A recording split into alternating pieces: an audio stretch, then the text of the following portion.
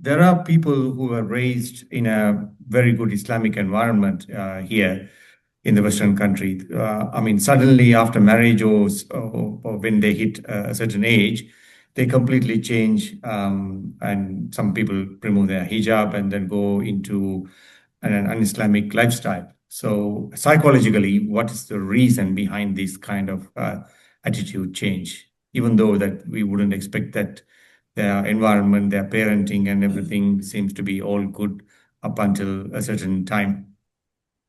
Is that Muslim school? Yeah, they went to Islamic school, the Islamic environment, the family environment. They were going all lectures and everything. And suddenly, the change happens.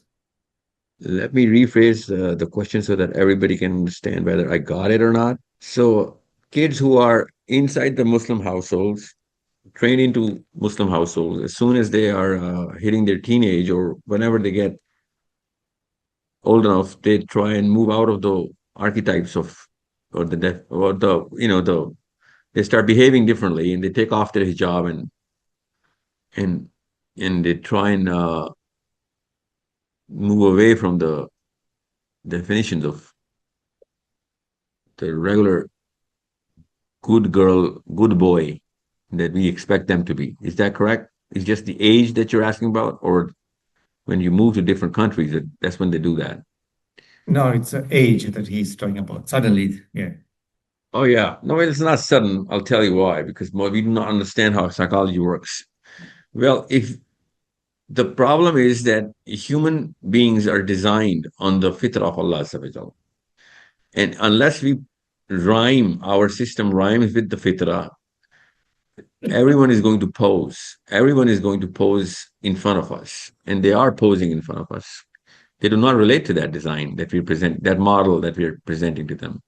That model is not supposed to be presented to them the way we present. That's my case. And our kids are living up to, as witnesses of my case. They're writing in, living testimonies of my case. That's my case.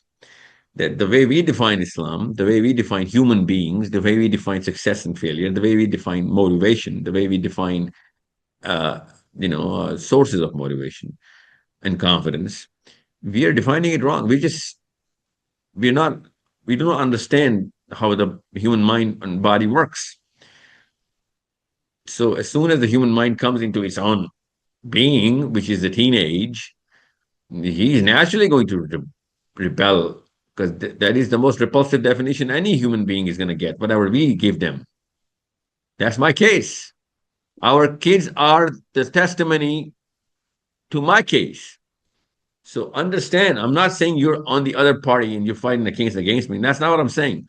What I'm saying is, in your truest and good intent, we all are the most incompetent people to put Islam inside the system of our own kids.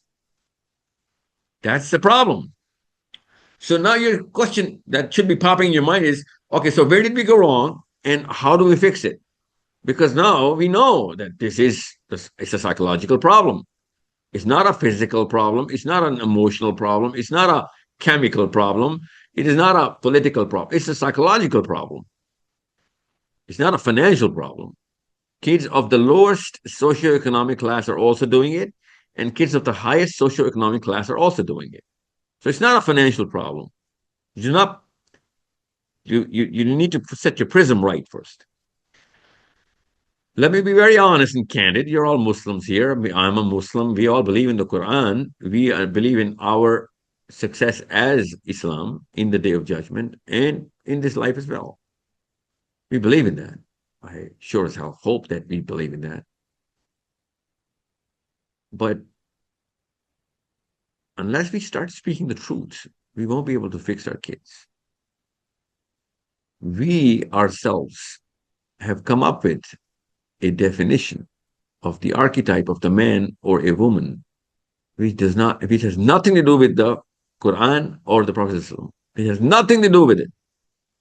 It is against the biology of the man, the way we define Islam. Let me give you an example. Let's talk about the big movements going on around this planet for the last 100 years, 50 years, right now. What are the options that fit into the box that we call ourselves, our identity? So there's this Tablighi Jamaat movement. There's this Akhwan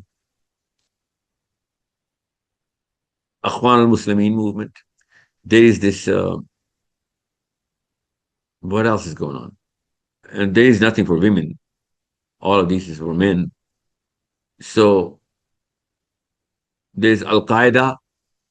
There is this weird hybrid mixture of liberal-ish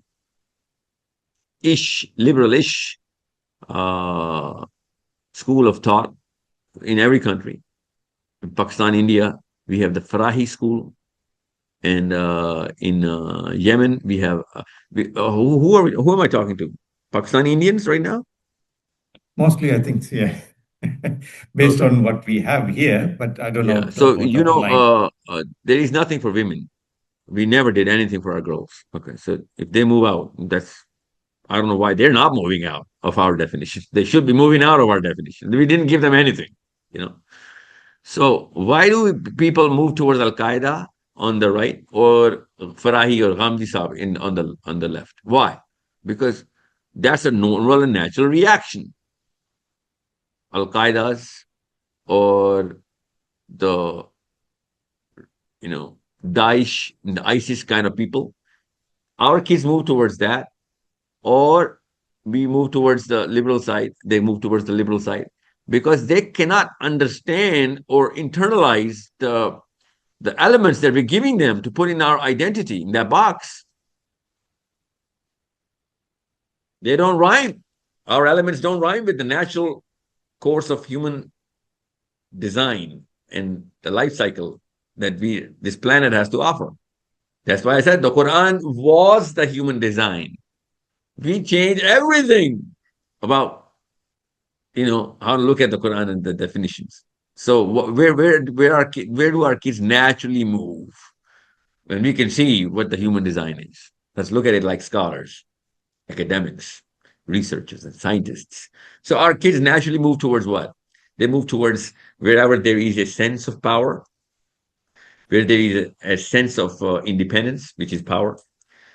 There is a sense of decision making on their own, which is independence, which is power. They move towards realms which raise their IQs, which they think is smart, which they think is wise, which is again independence, which is power. You see how the human design is calling for, coming into power or strength. So they go into physics and mathematics. They think the Muslim scholarship has nothing to do with it. They're saying it. I'm not saying it. Well, why don't they get mathematics and physics from the scholarship? Well, because our scholarship is devoid of mathematics or physics or biology or astronomy or anything else. Okay, that's just the less than 5%. That's the smart kids. Okay, well, the rest of the kids are going to follow the smart kids. That is the human design. So because of the smart kids, the dumb kids are also going to follow suit. So they're going to naturally move into mathematics, physics, and biology and STEM fields, computer sciences. And since they cannot find anything from the Quran that we give the Quran. We give a faulty definition of the Quran. Okay, so our version of the Quran is like the RS, the new revised version of the Bible. We came up with brackets and definitions and translations. It has nothing to do with Ali or Umar and Abu Bakr's definitions, but we came up with it. So what we do is we expect that these faulty definitions are going to rhyme with their biology. Their biology is designed to gain power, confidence, IQs, and the ultimate search for truth. That's normal and natural. That's the design. Now, we're not giving them the truth. We're giving them whatever we think is the truth. And we tell them not to think about it. Sami'na wa ata'na. We actually think our kids are supposed to do Sami'na wa ata'na. Do you know what this ayah was for?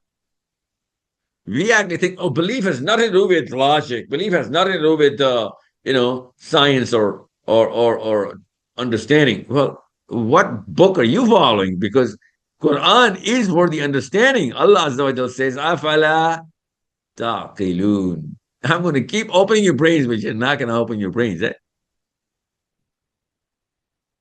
Imagine that. Imagine us and the difference in the Quran. Let me just give you. I'm going to put our child in the middle, and I'm going to put the Quran on one side, and ourselves on the right, on the other side, and I want to see how the Quran and how we actually come in the middle of the human design and the Quran. We come in the middle, the Quran and the human design, which is our kid, a little Aisha in Melbourne, little Fatima in Melbourne, little Ali in Melbourne. Right now, your kids are my kids. So Allah says in the Quran that if we had sent this book, on a mountain, the mountain would have disintegrated. If he had sent this book on a mountain, the Lord is so much that it would have disintegrated. So, you tell me. I didn't tell you what the real meaning is. I'm just giving you the ayah, right? لو أنزلنا هذا القرآن على جبل لرأيته خاشيا. Allah's fear, because of Allah's fear, I missed that. I'm sorry. I missed because of the fear of Allah, the mountain would have disintegrated.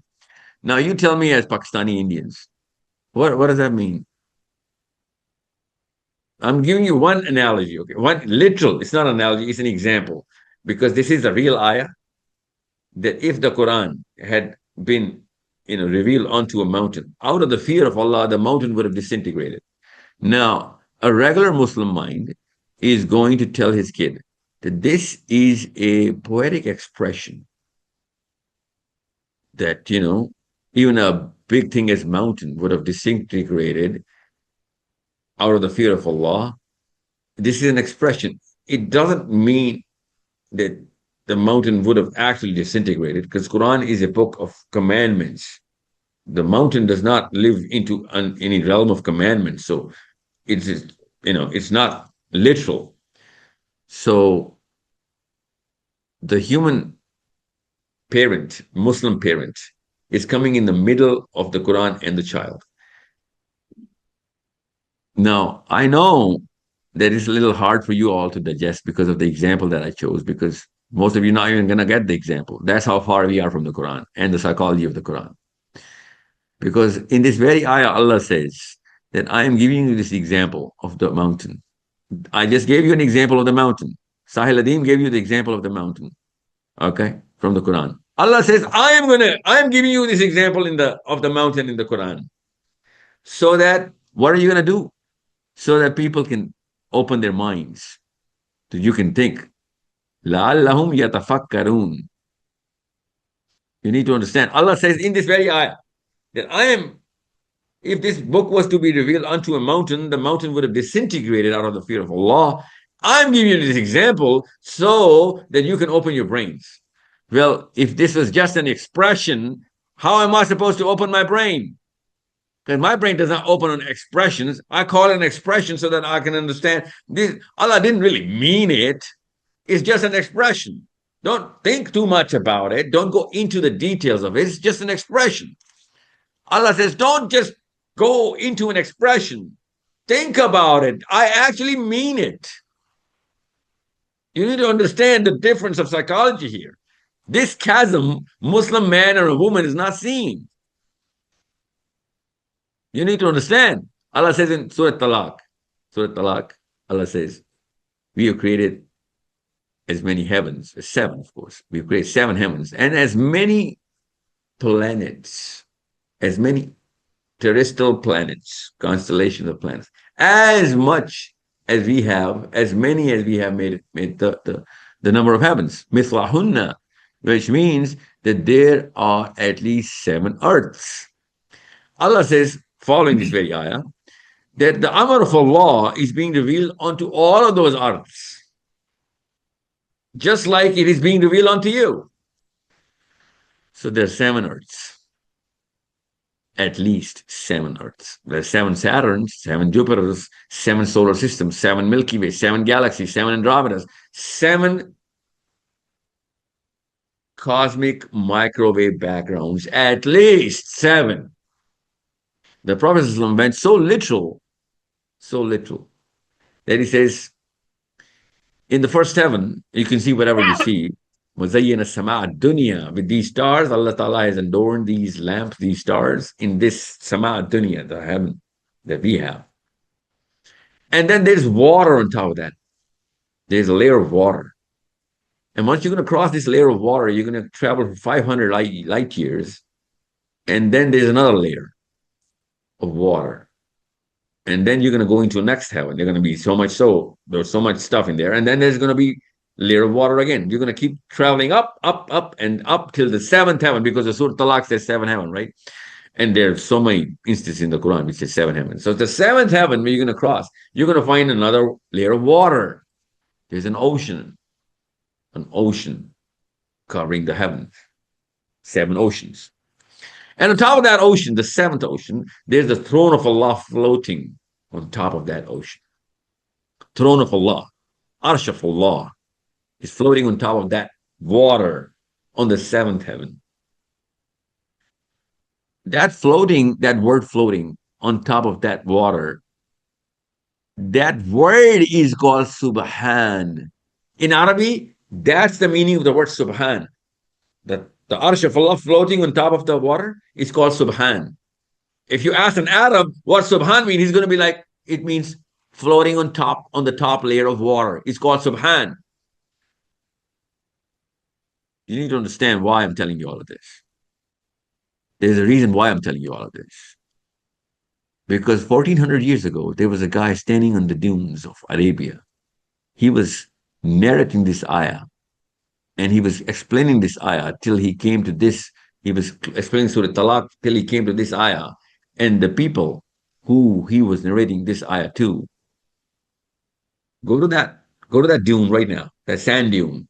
Go to Arabia in your mind right now. Because I'm going to bring you back into your own homes in front of your own kids, okay? And that's when you're going to realize why I'm giving you these examples. When that man came to this ayah, in his lecture, people started asking, are you telling me there's 7 earths? Are you telling me that there's 7 earths and Amr of Allah is, so the revelation is coming down on 7 different planets, at least 7. So are there 7 Adams? Are there 7 Muhammads?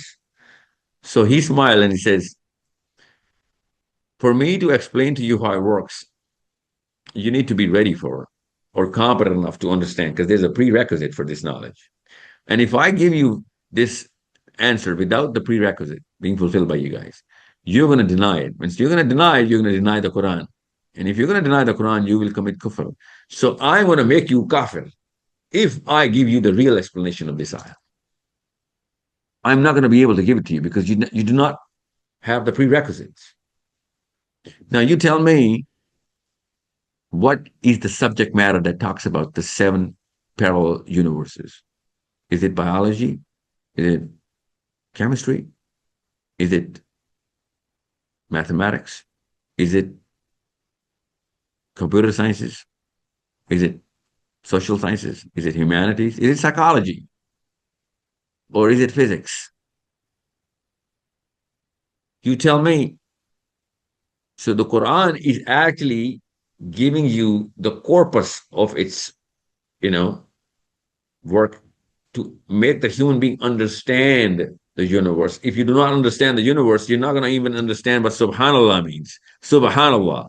You're not going to be able to, if you're not going to be able to, imagine the magnitude of the 7 heavens, you're not going to be able to comprehend the word Allahu Akbar. Akbar.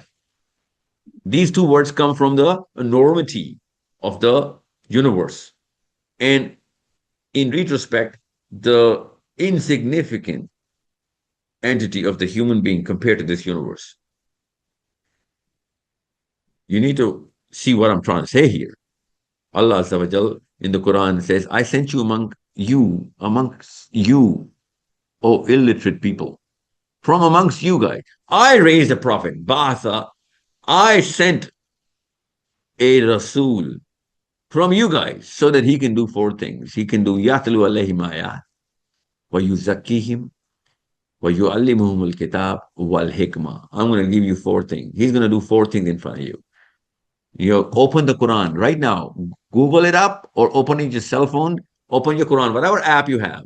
You're going to see translation of these 4 things. the first thing you're going to see, and I'm not Googling it up right now, I just know because I've gone through hundreds of translations. Every one of them, every single one of them is wrong. And I'll tell you why it's wrong, because I'm going to use the Quran to tell you why it's wrong. That translation is the reason that fault is the reason why our kids are going away from Islam. And you know where they're going? They're going inside the Quran, but they don't even know they're going inside the Quran. So the Prophet says, Allah says, this Prophet is going to do four things for you. He's going to do Yatlu alayhim ayat. He's going to tell you where the breadcrumbs are, and he's going to make you follow the breadcrumbs towards Allah Azza wa Jal. That's the meaning of Yatlu alayhim ayat. And you Google it up right now, and you tell me what did they write in the translation. And I'll tell you how the Quran is negating their own translation.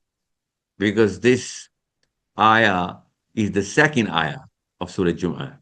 The first ayah says, Yusabbihu lillahi ma fis samawati ma fil ard, al-Malik, al-Quddus, al-Aziz, al-Hakim. That's the first ayah. And then he says, I sent you among from you ummiyin, Rasul, who's going to do four things. He's going to do Yatlu alayhim ayat, Yuzakkihim, Yu'allimuhum al-Kitab, Hikmah. Four things.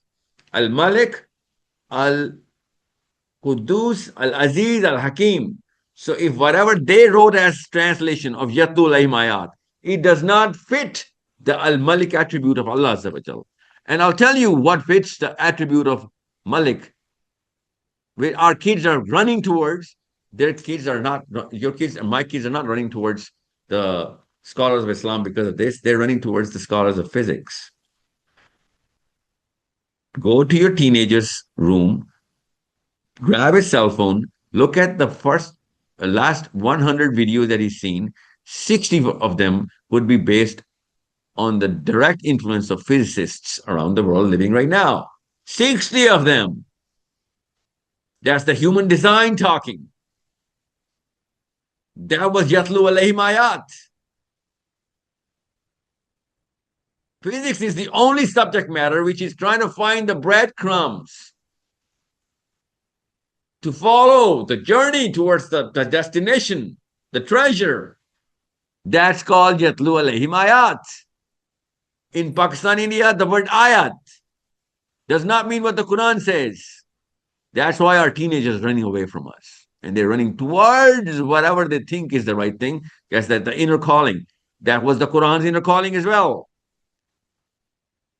Forget about just this. Yusabbihu lillahi ma fis samawati ma fil ard. That's the start of Surah Jumu'ah. We define the word Yusabbihu wrong. I can tell you right now, there are 250 people listening to this lecture. Every one of you thinks Yusabbihu lillah means they're doing zikr azkar.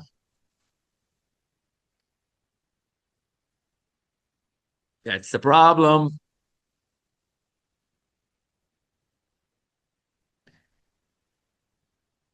That's why our definitions of the Quran and Islam, since they don't rhyme with the natural human systems, our kids are going to actually run away. And I hope to God they do, because they are actually subconsciously going towards the Quran, but not consciously doing it, because they're going towards mathematics, physics, political science because of the power and the systems. They're going towards economy and wealth, not for the Quran. That's why they're not going to make it. Allahumma jirna min an-nar. I hope they do, but they're not doing it for the Quran. They're doing it for the inner design. That's what the design is. Allah Azza wa Jalla has made mandatory all of these things. وَأَعِدُّ لَهُمْ مَا اسْتَطَعْتُم مِّن قُوَّةٍ is not in the Bible or the Torah. It is in the Quran. They're doing it. Our kids are doing it. Not for Allah Azza wa Jalla, nor for Islam. They're doing it because that's your chemistry. That's your biology. That's your physiology. That's your psychology. It is normal and natural design. You are telling them, yeah, I'm going to try and do that, not for Islam, but for Islam, I'm going to do tahara, wuzu, salat, siyam, hajj, umrah, and those mannerisms. That's what Islam is. It's just like, yeah, okay. So Islam is like more of a hobby. The real things are not Islam. Why would he ever come towards those unreal things which we are giving them as Islam? Because at one point we say the hereafter, the Jahannam, the Jannah, the creator of the universe. And then we say, well, it has nothing to do with your real life matters. All you got to do is clean and be nice. And that's the real message of the creator of the universe.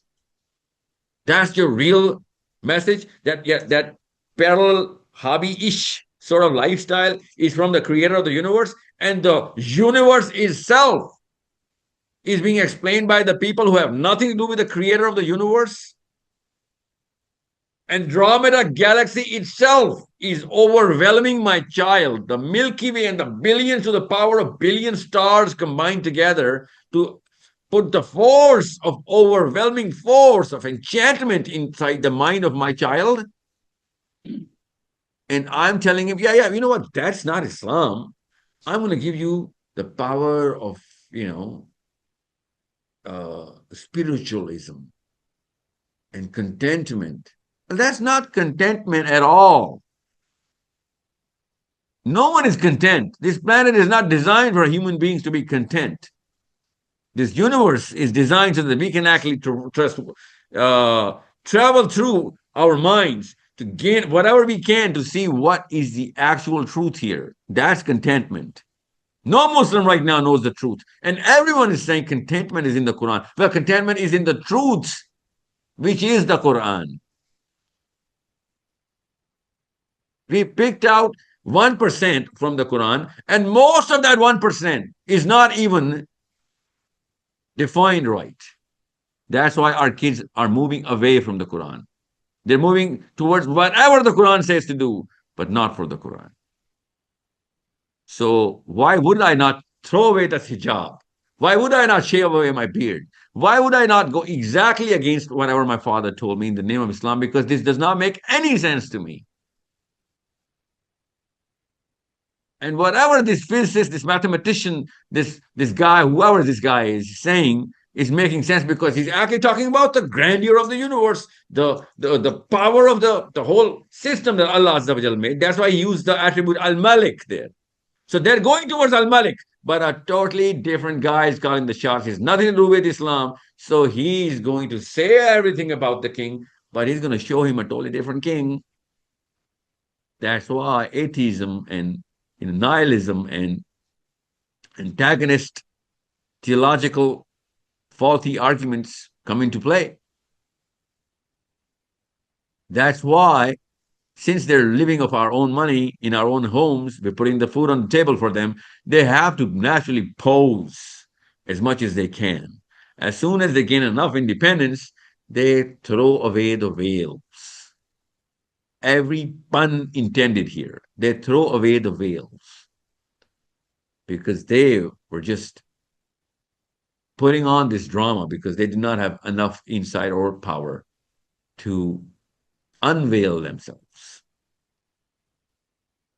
So it is actually a problem that we have. They don't have a problem. We have that problem. They're doing what any species would have done if it were contained by force. That's a normal human reaction.